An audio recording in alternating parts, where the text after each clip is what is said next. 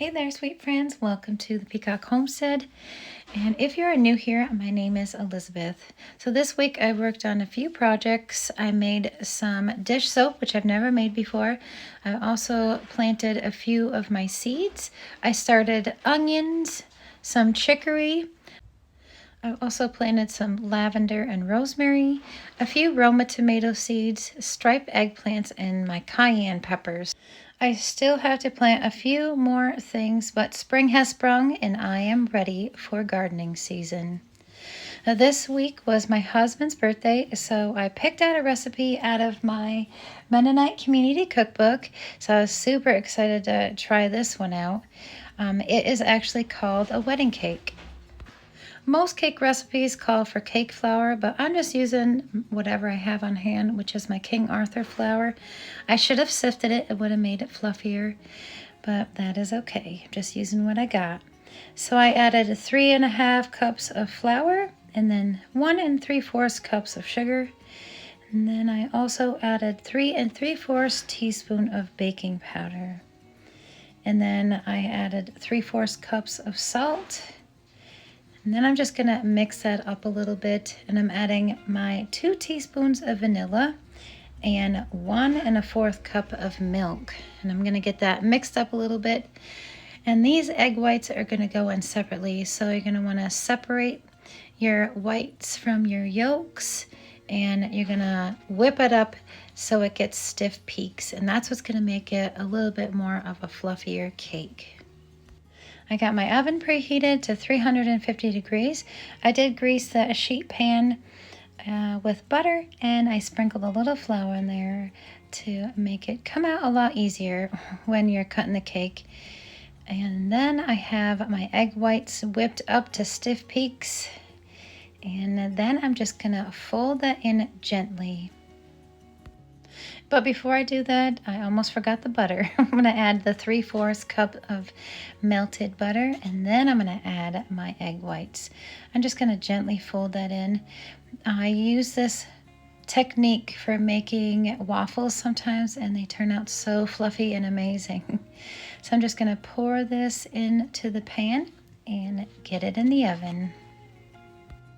So on this day, I was spring cleaning. It was one of my days off. I was getting stuff done, and I ended up putting this together at around 2 o'clock. So it's going to take a little while to cool, and this will bake for at least 45 to 50 minutes just because it's so thick.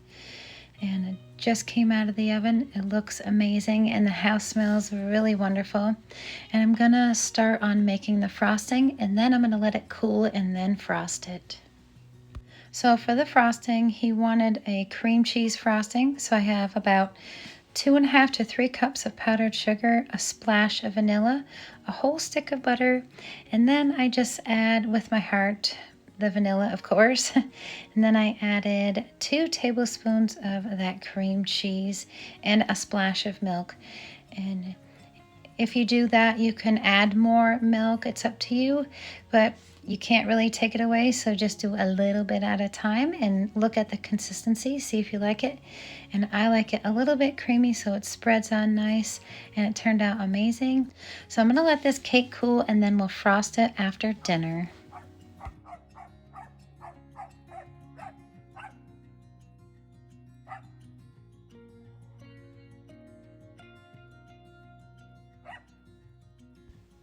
For the hub's birthday dinner, he wanted some steak, and I'm making a potato salad.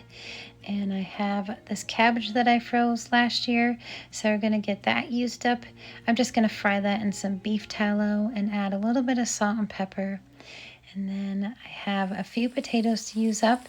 So we're getting the steak cooked. This is just cube steak. And then I have my fried cabbage, which I just put a little bit of spices on top there and salt and pepper. And then I queued my potatoes up.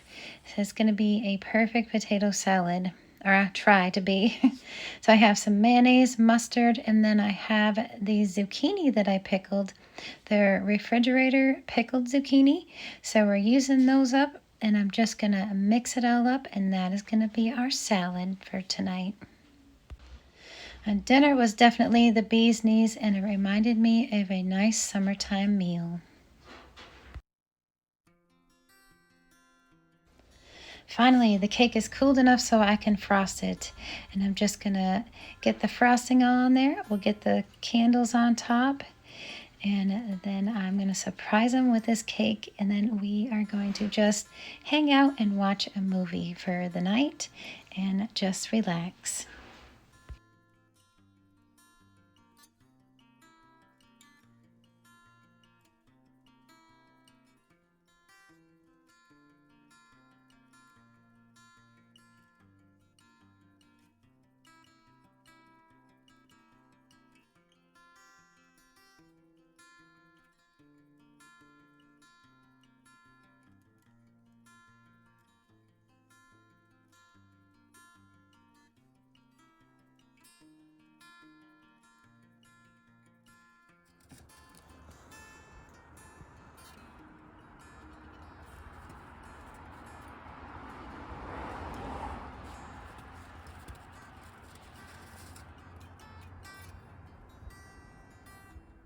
When it comes to soaps and toiletries, I love doing it myself because I know what's going in the product, who made it, and it is much healthier for your body. So you're gonna need a liquid fat and a solid fat. Right here I have olive oil infused in rose petals and lavender flowers. I also have lemon and orange essential oil. And then for my hard fat, I'm gonna be using beef tallow today. And then I have some castor oil, caustic soda, I have my soap molds, and I also have my stick blender. I popped up the recipe on the screen a little bit earlier, and I'll also be putting it in the show notes below. For this recipe, I am doubling it. So right here, I'm just measuring out my water. I added 32.4 ounces of water. I measured out my castor oil and my coconut oil already. For castor oil, I added 5 ounces of that. And for my olive oil, I added 35 ounces. For my caustic soda, I added 16.2 ounces. And for the beef tallow, I added 60 ounces. So I melted all that beef tallow together, and I'm just going to be adding that later. And so when you're adding the caustic soda to the water, because that's important to do it that way, you want to remember this saying, snow on the mountain, and it gets really smoky and it literally chokes you out. So you want to do that outside or in a well-ventilated area. So I'm just adding the beef tallow to the olive oil and castor oil, and I needed a bigger bucket. So I got my biggest pan, or my medium size, my second biggest pan that I had. I'm going to put it all into there, and then I'm going to add my water and lye. Then I'm going to zip it up with the stick blender until it begins to form what you call a trace. And don't forget the lemon and orange essential oil. I'm just adding 40 drops of each, and then I'm going to zip it up with the stick blender and get it in the molds. And you don't really need to get too fancy with molds. I have a few nice ones because I've been saving up for them, and I got them a couple Christmases ago. But you can actually use recycled creamer containers or half and half containers. Just rinse it out really good and let them dry, and then you can use them for soap molds. All I did to recycle them was wash them really good with soapy hot water and get them all rinsed out and dried. And then I cut the tops off, and then I'm just going to pour them into my molds, easy cheesy. And then I'm going to let these cure in a nice, safe, dry place away from my animals. My husband made me a shelf above the washer and dryer, so that's a really good place for them to hang out. But they're all ready to cure. It'll take about 24 to 48 hours, and then we'll come back and I'll show you the cut. So this is going to be a different cut. I'm actually going to cut these into huge blocks, and I can't wait to show you that.